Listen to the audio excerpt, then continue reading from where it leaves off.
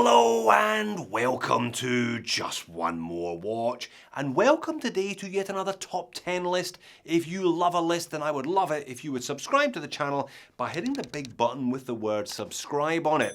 Today it's my recommendations of the 10 best retro reissue watches that you can buy for under $500 US.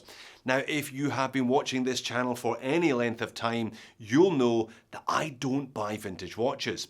If you don't know what you're doing, vintage watches are a minefield, and I don't know what I'm doing. If you want to see what it looks like when you stand on a mine, check out the video where I bought 4 vintage watches at the same time a couple of years ago. Have a look at these Timegrapher results. I think they are the perfect illustration of why I don't buy vintage watches. So I buy retro reissues instead, but what makes a good retro reissue?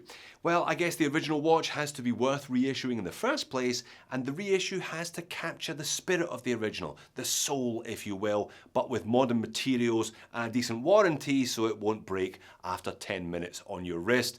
I have got 10 crackers today from under $50 US to just over $500 US. But not every reissue is fantastic, and at the end I'm going to give you 2 that I think you should probably skip. I'll leave links to all 10 watches in the order that I show them in the description of the video. Let's get on with it.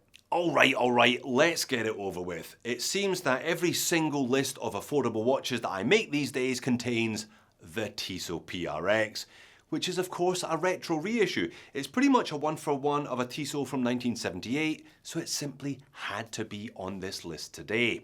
Both quartz and auto versions are available in 2 different sizes and approximately 1 million different colorways, with prices starting at under $300 US for the quartz up to just over $500 US for the standard autos. You're bound to find one you like the look of, and with so many in circulation these days, if you're okay with buying used, chances are you'll find a used one you like the look of as well. The whole integrated bracelet sports watch look was hugely popular in the 1970s and is having a real moment again today, thanks in no small part to the popularity and affordability of the PRX. There is, however, definitely an argument that the 35mm is just a little bit too small and the 40mm is just a little bit too big, so it's not a bad idea to try one on in a shopping mall or high street jeweler before you buy. At number 2, it's a brand that has been on a huge win streak over the last decade precisely because they have released dozens of retro reissues. The brand is Timex. Now, the watch that really kicked that streak off was the Marlin reissue from 2017. Now, I did review the reissue and compare it to the original watch, but it doesn't make the list today because at 34mm, it's probably on the small side for most people. What about the Q then, Jody? That was a huge hit in 2019 with people paying over the odds to get their hands on it. Well, it's good, but it's still not my choice today. Instead, I'm going to suggest the Q GMT. Even if you never use the 4th hand to track a second time zone, I still think it's a much better watch than the Q, mostly because the bracelet is far superior.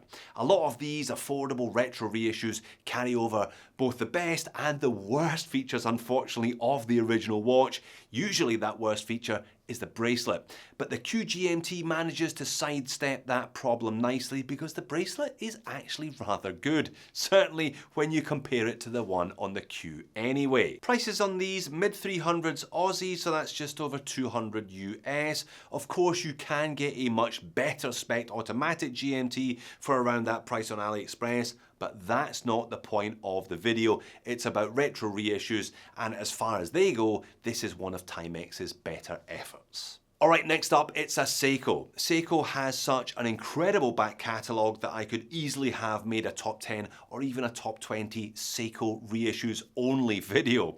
Having said that, I've looked at some that I wasn't particularly convinced by, such as the Navigator reissue. Today though, I'm going to include on this list the one that I felt was the most convincing, the SRPK17. Indeed, when I reviewed it earlier on this year, I said Seiko absolutely nailed this reissue. Now again, like the Marlin, I was lucky enough to be able to compare the reissue with the original, and it's almost identical. Remember what I said about capturing the soul of the original watch while updating the materials and the manufacturing? That's exactly what this watch does and it nails it. The size is both contemporary and vintage at the same time. It features the ever faithful 4R36 movement, and the bracelet is okay. It's certainly not as bad as it would have been back in 1968 anyway. Even at the full RRP, these were under $400 US. So that's the good news. There is, however, some bad news. The bad news being that this was a limited edition run. Not all that limited really at 15,555 pieces, hence why you can still pick one up today for under retail on eBay. At number 4, it's another brand not shy about plundering its back catalogue these days, Casio, and this I think is one of their best attempts at recent years. It's a fun and colourful F100 reissue which they called the A100. Now the F100 was a really important watch for Casio because it was their first resin case watch. These days it seems that the majority of their entire catalogue is made of resin, and it's a little bit famous because Sigourney Weaver's character Ellen Ripley wore 2 of them at the same time on the same band in the original movie Alien in the late 70s. The reissue has the same quirky, colourful character as the original watch. It's available in a bunch of different colours, including gold, and there is something deeply delicious about a gold retro Casio, I'm sure you'll agree. It's a bit awkward to use though because the buttons are on the front of the case rather than on the side of the case, which is far more the norm. But hey, if you want practicality, go buy a W217 or something else rather than this one, because this one is all about fun. And the fun starts for less than $50 US, making it the cheapest watch on today's list. Now, I simply cannot make a video about the best retro reissues without including the Bulova Lunar Pilot. This is an amazing watch, and I have included it in a bunch of top 5, top 10, top 20 style list videos in the past because I think it is really exceptional. If you don't know the story behind it, the original watch went to the moon, hence Lunar Pilot. I'll leave a link at the end of this video. You can watch my full review if you want more of that backstory. Now, the modern Lunar Pilot not only looks fantastic, but it has a real unicorn of a movement in it. It's one of Bulova's proprietary high accuracy, high frequency quartz chronographs, capable of measuring down to 1/100th of a second. Prices on these never really exceed $500 US and can often be found for a lot less. But there's a catch. It's a whopper.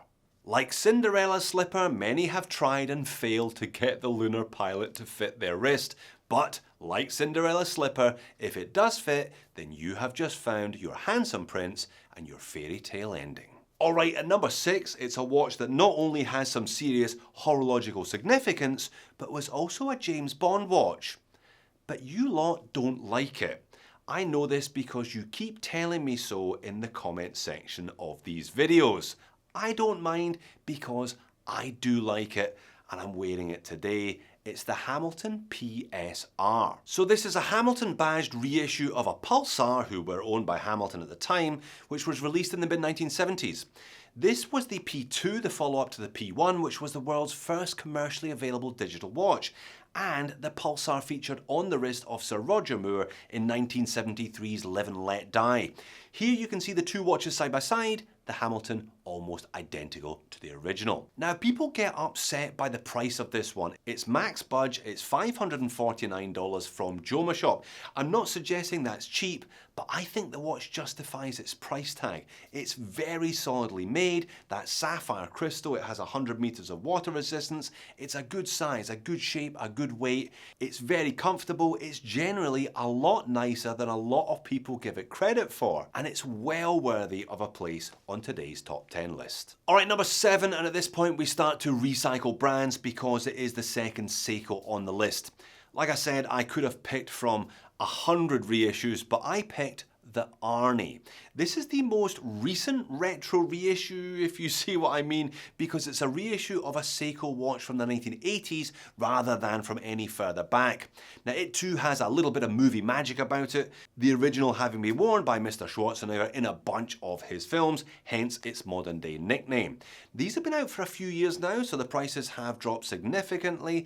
I picked one up just a couple of months ago for $250 US equivalent brand new. And don't be worried about the size. Seiko know how to make a big watch wear like a small watch, and the rubber strap is excellent. Big brand, great story behind it, heaps of practicality, and under $300. Thank you very much, Seiko. I have a love-hate relationship with Bulova. I hate most of their contemporary watches, but I love their retro reissues. Jetstar, Computron, A15, Parking Meter, they are all solid choices. But the second Bulova on today's list is the Oceanographer, aka the Devil Diver. Now these have been out, or should that be back out, for a couple of years now, and you've got a number of different options both in terms of size, colour and movement, because they recently launched a GMT version. Now that's over budget today, but you should be able to pick up either size of the three-handers for less than $500 US with no problems at all. For your reference, the shots of the blue dial watch on the bracelet are the larger size, the orange dial watch on the rubber is the slightly smaller size. Take your pick, they both actually wear really well. And it's a faithful replication of the original watch, including those fabulous indices that stand up on the dial. I haven't seen anything like that anywhere else, quite frankly. Personally, I love the orange one. It's one of the most ridiculously intense orangey shades of orange that I've ever come across. Alright then, at number 9, it's the second Timex on the list today, and it's perhaps not one of their more obvious choices, but it's my choice. It's the Marmont 1975. You'll find this case and crystal combination on a number of current catalogue Timex reissues, which is a good thing because the case and crystal combination is lovely. The movement is quartz, as was the way of the 1970s, and the textured leather strap is perfect for a 1975 reissue. Now 1975 is my birth year, but because I don't do vintage, I issued the whole birth year watch thing. So I bought one of these instead. There should perhaps be a new category of retro reissue birth year watches for people like me who like their watches to actually work. You can buy these here in Australia for well under $300, which is well under $200 US equivalent. You do pay a little bit more, I suppose, for this style of watch because they're from big brands and because retro is still hot at the moment, but I think the price on this one is pretty fair for a very attractive looking little watch. And finally, at number 10, I'm going to bowl you a bit of a googly, as they say. I'm going to suggest you look at a reissue of a military issue watch. I guess this is its own little subsection of the retro reissue category, but a really interesting one, especially if you're into military history. I'm going to suggest a couple of different models here just to start you off, but really this is a whole rabbit hole unto itself and probably warrants an entirely different video. For example though, check out the CWC G10. This was the first quartz watch issued to British military forces, and it was made by the Cabot Watch Company. They issued this one all the way from 1980 up to 2008, so roughly 200,000 of the originals have actually been made. They're small, they're neat, they're simple, they're legible, and they're not expensive, coming in at just over $300. Bearing in mind you always pay a little bit more because of that military connection. Or what about a Marathon? Now these are Swiss made, but they were developed by Marathon in the 1980s for the US pilots of Kelly Air Force Base in Texas. They wanted a watch that could be used at high altitude, could withstand changes in pressure and magnetic fields, as well as of course being easy to read. This is a bigger watch than the CWC at 41mm in diameter with 20mm lug width, but because it was for pilots it doesn't feature an awful lot of water resistance, but you can pick one up for around $450 US. Like I said, perhaps not the first type of watch you think of when you discuss retro reissues, but a really interesting little subset nonetheless. Alright then, that was the good stuff. What about the not so good stuff? What about the two retro reissues that I think you should probably skip? Well, the first is the Timex 1975 Enigma. I looked at this one only a few weeks ago and it was okay. Lovely case shape, sweet piece of acrylic crystal, just like the Marmont, and it had an interesting attempt to make the hands appear to float over the dial. The The fact that it was quartz though was a little bit jarring with that red second hand looking anything but floaty. But it was the fact that the bracelet was essentially unwearable that killed this one for me, especially as Timex aren't known for their generous pricing in 2024. Buy the Marmont or the Q GMT instead.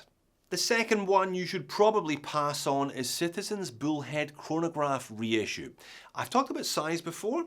I think Citizen got the size of this one wrong. It is of course a contemporary reissue of their classic 8110 bullhead chronograph, but the reissue was smaller than the original when tastes have, generally speaking, gone the other way.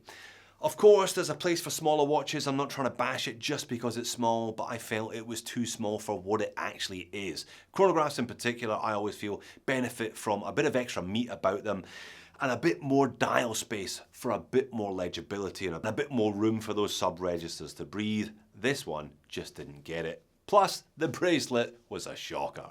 So there you have it, 10, or I think it was in fact 11 retro reissues that I do recommend and 2 that I don't. The entire watch industry, perhaps somewhat inevitably, has been riding the crest of a retro wave for years now, and it shows no signs whatsoever of reaching shore. And you know what? I love these types of watches, so that's fine by me. What's your favourite retro reissue? Is it one of the many Seiko, Timex or Bulova versions that were not on today's list? Leave me a comment, let me know. Thanks for making it all the way to the back end of the video. While you're here, why not check out those 4 vintage watches, including the 2 horror shows, or my full video on the Bulova Lunar pilot with a bit more backstory. Thanks for watching this one. I'll see you again in the next one.